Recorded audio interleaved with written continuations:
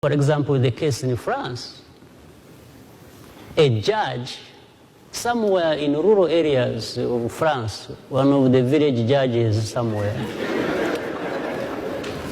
decides that he's going to indict leaders in Rwanda and talks about all kinds of things that happened in Rwanda and, blames Rwandans for.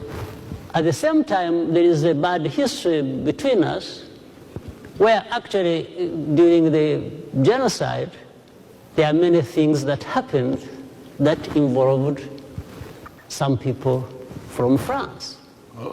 So now, instead of actually Rwanda having a case against France, a judge in France indicts leaders of a country, military leaders, political leaders, a whole list of about close to 20. And they want to indict them to France to be tried for things that they say they did, which are also completely fabricated.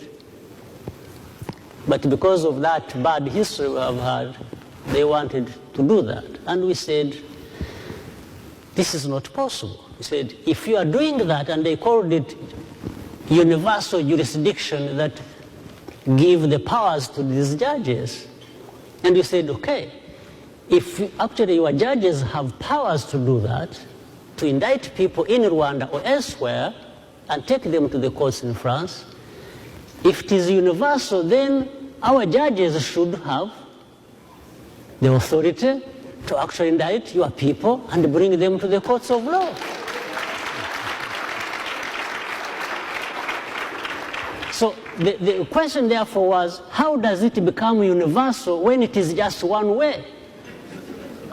So this was the whole process. In fact, it was the same case with the one I mentioned of Spain, which you have since, on the same basis of argument, actually we have resolved this one. The one with France is still outstanding, and we have said, no way, you are not going to try anybody from here unless we try those who have cases against actually that were committed here. In fact, the people they want to try in Rwanda are not said to have committed crimes in France. They are accusing them of committing crimes in Rwanda.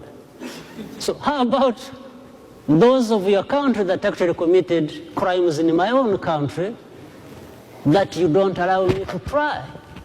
So it was a basis of fairness.